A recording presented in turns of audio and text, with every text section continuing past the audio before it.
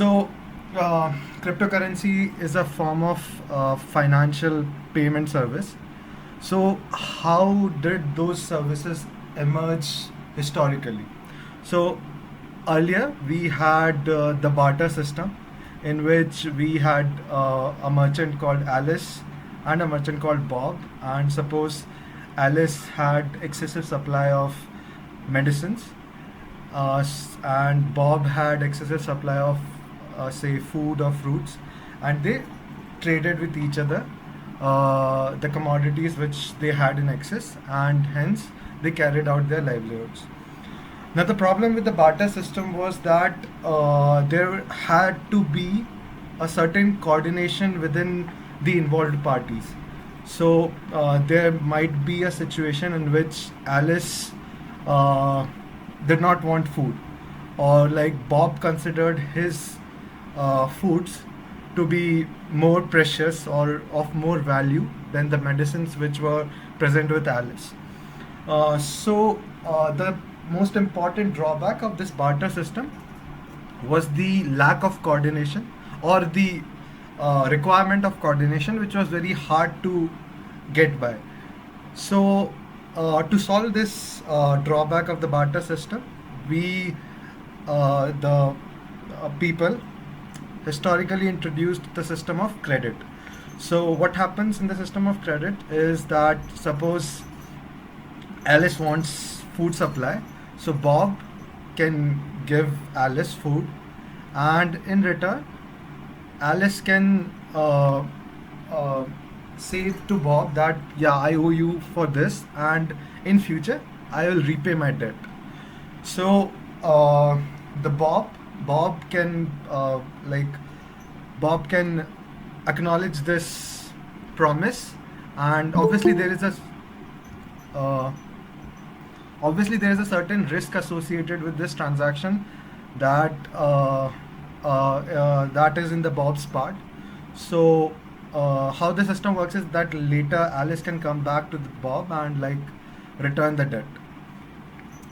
So, as I said, obviously there are drawbacks, that Alice might not be trustworthy, and she might run away with the supplies that Bob gave him, and as a result, uh, like Bob might end up in loss forever.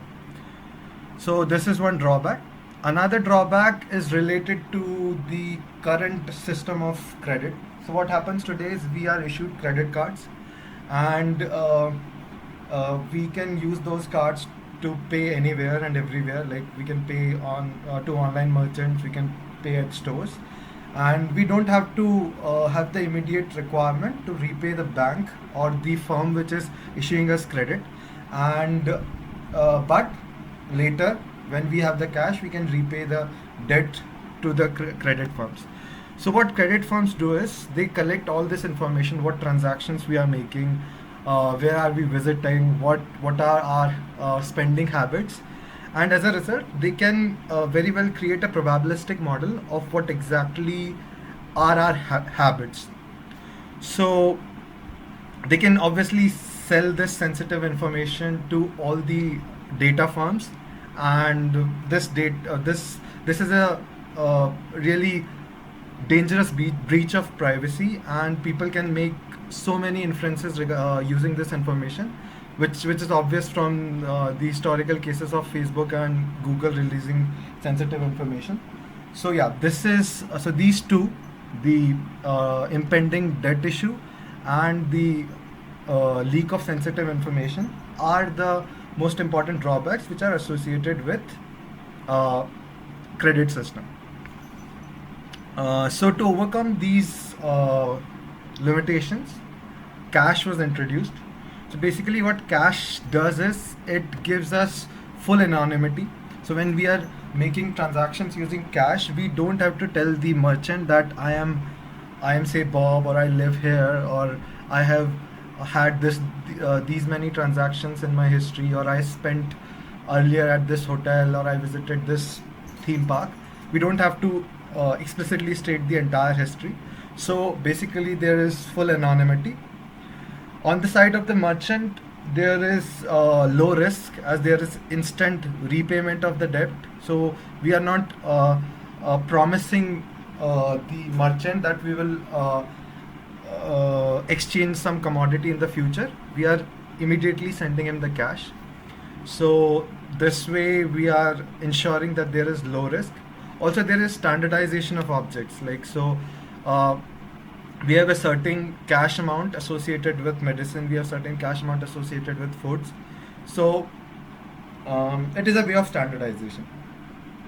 So now, the disadvantages to the system is that you have to carry cash everywhere.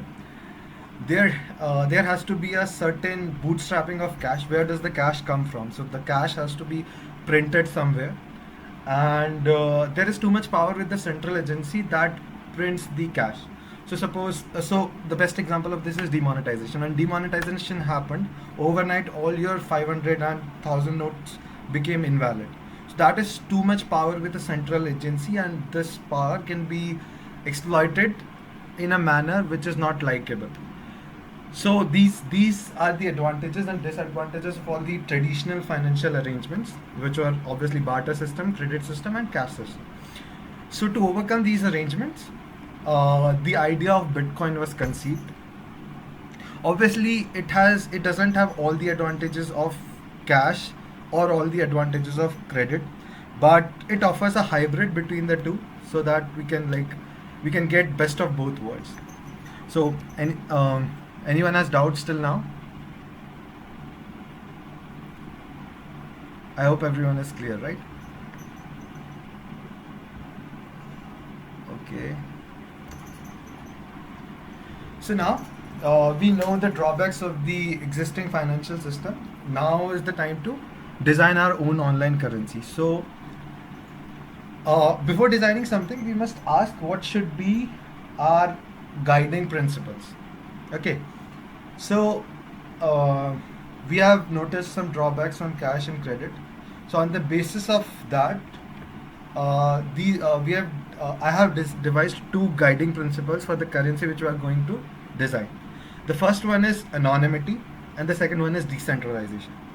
By anonymity, I mean that the merchants should not be able to track our transactions, should not be able to link all the payments which we have made in the past to a particular single person, because that can be dangerous. It can be used against us, it can be used to manipulate us, and obviously it can be used for targeted advertisement and stuff.